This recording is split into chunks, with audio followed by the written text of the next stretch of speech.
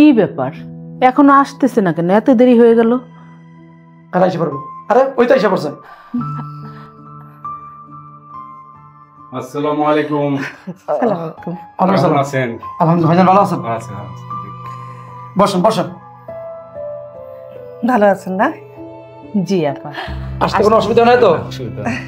ভালো আছেন তো? আলহামদুলিল্লাহ। আপা, এই আমার একমাত্র ছেলে। মাশাআল্লাহ, ছেলে অনেক সুন্দর। আচ্ছা বাবা, তোমার নাম কি? আমার নাম মোহাম্মদ বায়েজিদ। বাবা, তুমি বর্তমানে কি করো? আপাতত বাবার বিজনেস দেখতেছি। আলহামদুলিল্লাহ। আচ্ছা বাবা, তুমি পড়াশোনা কতদূর করেছো? মাস্টার্স কমপ্লিট করছি। মাশাআল্লাহ, খুবই ভালো না গো? ভাইজান, আমার ছেলেকে তো দেখলেন, আপনাদের কেমন লাগলো? মাশাআল্লাহ, আমাদের ছেলে পছন্দ হয়েছে। কি বলো তুমি? হ্যাঁ আলহামদুলিল্লাহ। আচ্ছা, তাহলে আপনাদের মেয়েটাকে একটু দেখানোর ব্যবস্থা করেন। আচ্ছা ঠিক আছে। ভাবনা, এই মিষ্টিকে নিয়ে এদিকে আসতো।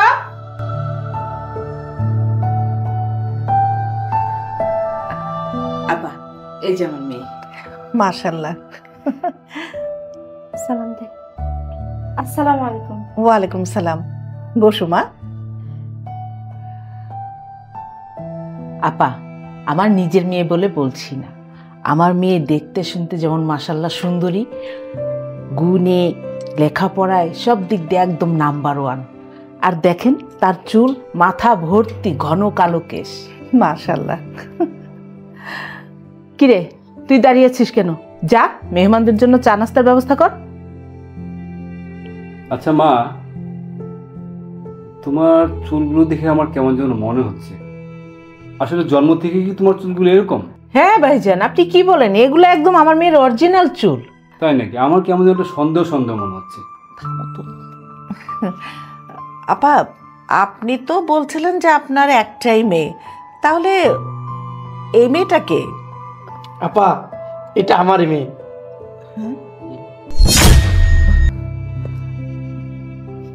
ও, কিন্তু আপনারা কিন্তু আমাদের কাছে এই কথাটা বলেন নাই যে আপনাদের ঘরে দুইটা মেয়ে। আপা, আসলে হয়েছে কি, আমার তো একটাই মেয়ে মিষ্টি, আর ওই যে ওইটা হচ্ছে আমার সতীনের মেয়ে।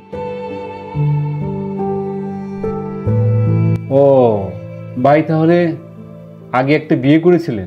আর বললেন না, আমার আগে উনি আর একটা বিয়ে করেছিলেন, সেই ঘরের মেয়ে ওইটা। ওর মা ছিল একটা অলক্ষী, সংসারের কাজকর্ম কিছুই করতে পারতো না, খালি ঘুরে বেড়াইতো। সে মরে গেছে, মরে যাই জঞ্জলটা আমার ঘরে রেখে গেছে। অলক্ষী অপায়া নিজের মায়েরা খাইছে, এখন আমারে খাইতেছে। আচ্ছা ভাই সাহেব, আপা, এইসব কথা বাদ দেন, আমার মেয়ের সম্পর্কে কিছু জানার থাকলে জিজ্ঞেস করেন। জি অবশ্যই। তা মা, তুমি কতটুকু লেখাপড়া করেছো? বিএ পাশ করেছি। বাহ, খুব ভালো। আর তুমি আরবি পড়াশোনা তো করেছো, তাই না? জি, কোরআন শরীফ পড়তে পারি। বাহ, তাহলে তো আরো ভালো। আপা, আমার মেয়ে, আমি বললাম না, একদম সবকিছুতে অলরাউন্ডার, সব পারে। ও তাই নাকি? তাহলে তো খুবই ভালো।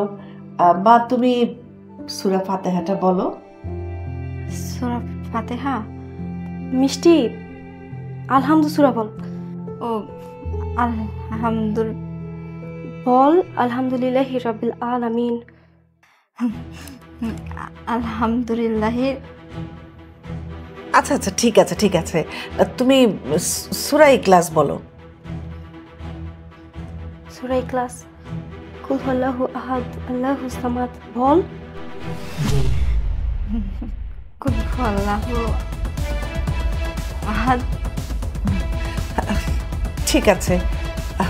তা মা, তোমার কি নাম? জি, আমার নাম ভাবনা। বাহ, বেশ মিষ্টি নাম। তুমি কতটুকু পড়াশোনা করেছো মা?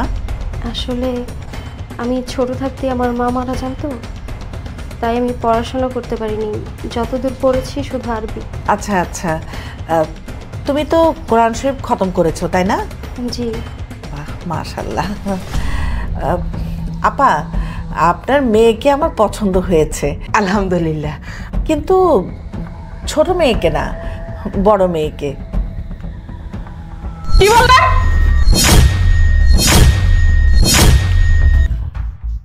আমি তো ভেবেছিলাম আপনারা শিক্ষিত, আপনাদের রুচি ভালো হওয়ার কথা।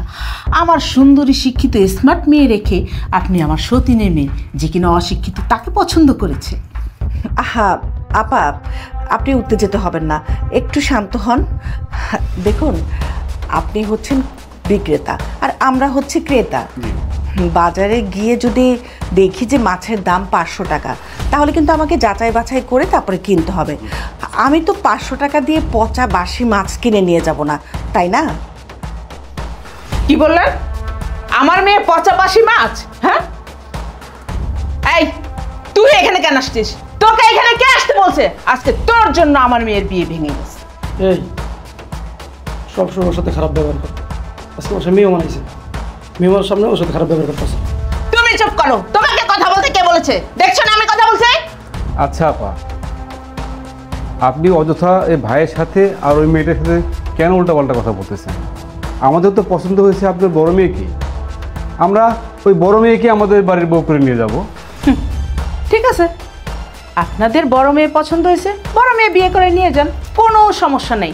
তবে একটা কথা কান খুলে শুনে রাখেন, বড় মেয়েকে যখন বিয়ে করাবেন তখন একবারে চিরতরের জন্য এই বাড়ি থেকে আপনার ছেলে হাত ধুয়ে চলে যাবে, কারণ কোনোদিন সে একটা দাওয়াত পাবে না আর কোনো কিছু পাবে না। আর এই যে সম্পত্তি দেখতেছেন, বিষয় আশায় দেখতেছেন, সব কিছু আমার ছোট মেয়ের নামে। ওই বড় মেয়ে একটা কানা করিও পাবে না, নিয়ে যান। আর যদি আপনার ছেলে আমার মেয়েকে বিয়ে করতো তাহলে আমি কি করতাম জানেন? আপনার ছেলেকে আমি প্রিন্স বানিয়ে রাখতাম, কারণ আমার যা আছে সব তো আমার মেয়েরই। যখন যা চাইতো তাই পাইতো, চাইতে দেরি হইতো কিন্তু আমার দিতে দেরি হইতো না। দেখুন, আমরা লোভী মানুষ না, আমার বাবার যথেষ্ট সয় সম্পত্তি আছে, আমাদের আর কোনো এক্সট্রা কোনো কিছুর দরকার নেই। আর আমার বাবা মা যেহেতু আপনার বড় মেয়েকেই পছন্দ করেছে, সে আমি বড় মেয়েকেই বিয়ে করব, যদি বিয়ে করি, এটাই ফাইনাল কথা আমার। ভাইজান, আপনার যদি দয়া কইরা আমার এই বড় মাইয়াটারে আপনাদের বাড়ি বউ বানায় নেন, সত্যি আপনাদের কাছে আমি অনেক কৃতজ্ঞ থাকবো। তুমি কাজটা ভালো করলা না, আমার মেয়েকে রেখে তোমার মেয়েকে বিয়ে দেওয়ার জন্য পাগল হয়ে গেছো। আমি পাগল হয়ে যাই নাই, তুমি পাগল হয়ে গেছো। সারাটা জীবন তুমি তোমার মেয়ের চিন্তা করছো, আমার মেয়ের চিন্তা করো না। আমার মা মরা মেয়ে, সারাটা জীবন ছোটোকাল থেকে ওর সাথে অত্যাচার করছো, ওর জুলুম করছো, ওর নির্যাতন করছো, নিজের মেয়ে মনে করতে পারো না। এতদিন আমি চুপ করেছিলাম সংসার অশান্তির ভয়ে। সারাটা জীবন আমার মেয়ের তুই ঠকাইছস, আর আল্লাহ যারা জিতাই দিব তুই কেমনে তারা ঠকাবি? হ্যাঁ, সারা জীবন মেয়ের প্রশংসা করছস, মেয়ের সাপোর্ট করছস, এইখানে বৈশা মেয়েকে বিয়ে দেওয়ার জন্য কত মিথ্যা কথা বলছস। আর আমি আমার মেয়ের ব্যাপারে কিচ্ছু বলি নাই। দেখ আল্লাহর খেলা, দেখ আমার মেয়ের বিয়ে ঠিক হয়ে গেল, এটি আল্লাহর খেলা। আমার মেয়ে করতেছো কেন? মেয়ে কি এইটা আমার একা? এটা তোমার মেয়ে না? ওইটা একা তোমার মেয়ে? বড়টা তোমার মেয়ে শুধু? ছোটটা তোমার মেয়ে না? শুধু আমার মেয়ে করতেছ? এটা তুই আমারে শিখাইছস, আর এটা না আমি তোর কাছ থেকে শিখছি। ভাই সাহেব, এত কথা দরকার নেই। আমরা আপনার মেয়েকে এক কাপড়েই বাড়িতে নিয়ে যেতে চাচ্ছি। আলহামদুলিল্লাহ আপা, আমার কোনো আপত্তি নেই। ঠিক আছে ঠিক আছে, নিয়ে যান, এক কাপড়ে নিয়ে যান। তবে একটা কথা মনে রাখেন, আপনার ছেলে এই বাড়িতে একবেলা ভাতও খাইতে পারবে না। আচ্ছা চল।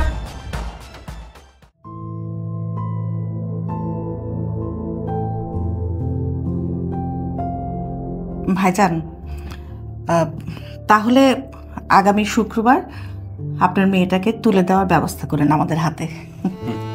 ঠিক আছে আপা। ঠিক আছে।